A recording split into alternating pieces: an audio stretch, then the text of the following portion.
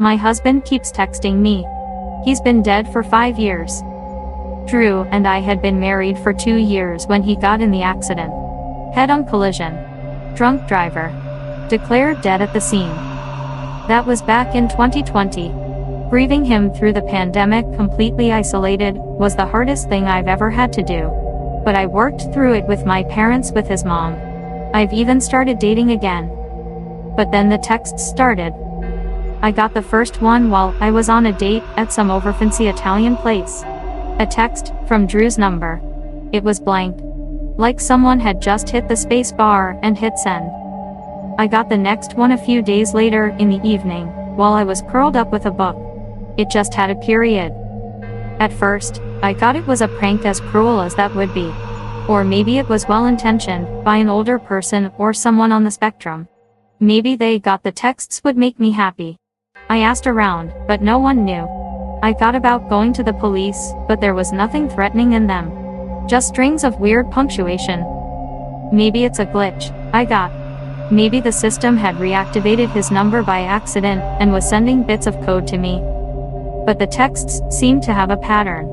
They were often sent when I was on a date or getting ready for one. It seemed just enough to be more than coincidental. I tried telling myself I was being paranoid, that it was all just chance. As the anniversary of his death approached, though, the texts increased in frequency. They went from 1 or 2 a week to 1 a day. Just nonsensical punctuation, every time. I was starting to get desensitized to them. The first one had made me cry. Now, they just annoyed me. On the anniversary of Drew's death, though, the texts increased tenfold. I got 5 of them before noon. Over 15 in the afternoon. And as the time of his death approached 9:11 p.m., they came in faster and faster. This is way more than coincidence. Someone is fucking with me. I went to the police. They said they'd be able to trace where the texts were coming from, but they'd need some time to get in touch with the cell company. Probably just a scammer, the officer had said, even though I told him everything. There are tons of scams now, with how bad the economy is. But they're not trying to get anything out of me, I told them. And they're texting me way more today than any other day. On the day my husband died. I'm sorry for your loss, the officer had said, in a detached tone. We'll get in touch with you when we know more. Okay. So what else could I do? I went back home to start the tradition I did every year. At 7 o'clock I put on his favorite movie, Stranger Than Fiction, and opened a bottle of wine. I patted the seat next to me, as if gesturing an invisible him to sit down. I liked to talk to him. Pretend he was actually sitting there with me. Maggie Gyllenhaal is so cute, I told the empty spot. I'd totally date her if I wasn't married to you. And if, she wasn't a movie star. Will Ferrell is so young in this. He looks like a baby. Haha, he's so awkward. She totally hates him. My phone pinged. I frowned at it. I decided to call the police station again. They told me they didn't have any news. I looked at the empty spot. I miss you, I said, sucking in a deep breath. I miss you so much. I looked at the phone, waiting for it to ping. A small part of me wishing it would, like he'd heard me. What if the texts really are Drew? Somehow. I thought of that Twilight Zone episode, where the old woman keeps getting phone calls and then they find a down telephone pole, the wires dangling over her husband's grave. Was this sort of the 2000s equivalent of that? Had some spooky ghost EMF jammed the wireless cell communications? But the phone didn't ping. Of course it didn't. This wasn't his ghost trying to contact me. This was someone fucking with me, someone playing a sick game. The only answer I'd get was from the police. I got up and refilled my wine glass. But my hands were shaking as I poured. As I tried to set it back on the counter, I dropped it. Crash. The glass bottle shattered into 1,000 jagged pieces. Merlot wine like blood pooled on the floor. Fuck, I whispered. Fighting tears, I got a garbage bag and bent down to pick up the pieces. Ow. The piece I'd picked up had sliced right into my thumb. Never clean shattered glass while you're tipsy and crying, I guess. Cursing, I stood up and ran my thumb under the faucet, staining the water red. Ping. I glanced over at my phone sitting on the couch armrest. I turned off the faucet. Made my way over to it. My heart plummeted as I saw the text. Not a blank text. Not a string of nonsense. A fucking smiley face. After I just cut myself. And not any smiley face.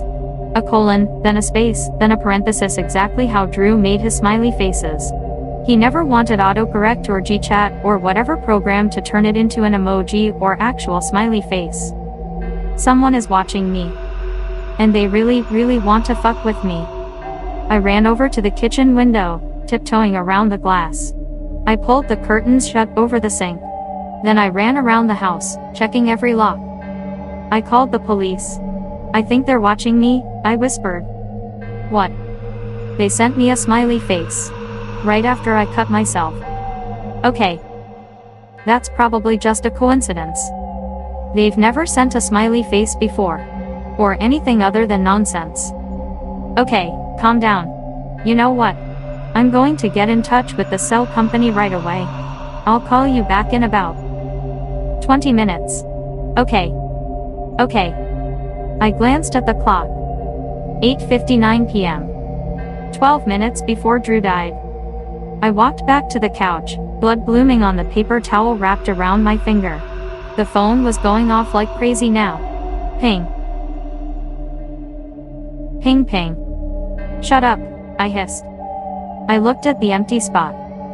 The paused frame of Maggie Gyllenhaal and Will Ferrell looking at each other. Ping. Ping. Ping. Shut up. 9:07 p.m. Ping ping ping ping. I picked it up. One word was mixed in with the nonsense. Run. Run. Run. Ping ping ping ping. The barrage of texts was cut off by my ringtone. The police station. Finally. Hello. I asked, my voice wavering. Get out of the house. His voice was low, coming through the speaker. The texts are coming from inside your house. All the blood drained out of my face. I leapt up and scrambled towards the front door. Hands pulled me back roughly from behind. I fell flat on my face. Pain shot up my back. I looked up, blinking, and found myself looking up at Drew's mother. Whore, she snarled, spit spraying on my face. Her foot collided with my side as she kicked me. You think you can just pretend like he didn't exist, don't you? As soon as he's dead, you just go off and start dating again. It's been 5 years, I gasped. You never really loved him, did you? She shrieked. I tried to scramble up. She kicked me again. I coughed blood onto the carpet. Stop, I whimpered. You're nothing but a... The door slammed open. A police officer was standing in the doorway. The police had enough evidence to arrest Drew's mother. She'd been watching me, stalking me, sending the nonsensical texts to scare me. Security camera footage from various restaurants and establishments even showed she followed me to several different dates. She didn't even have to break into the house. Drew had given her a spare key when he was alive. She'd had Drew's old number reactivated, and was sending me texts all the while, hoping I'd be spooked and stop dating. Stop moving forward. Stay with her in her cocoon of grief. She didn't see all the nights I'd cried myself to sleep after those dates. Wishing it was him next to me, knowing no one else would ever measure up. One thing, however, remains unexplained. The police, when they confiscated her phone, said she only ever sent symbols and smiley faces. She never sent the word run. Sometimes I wonder if those texts were from Drew, watching over me, making sure I made it out alive.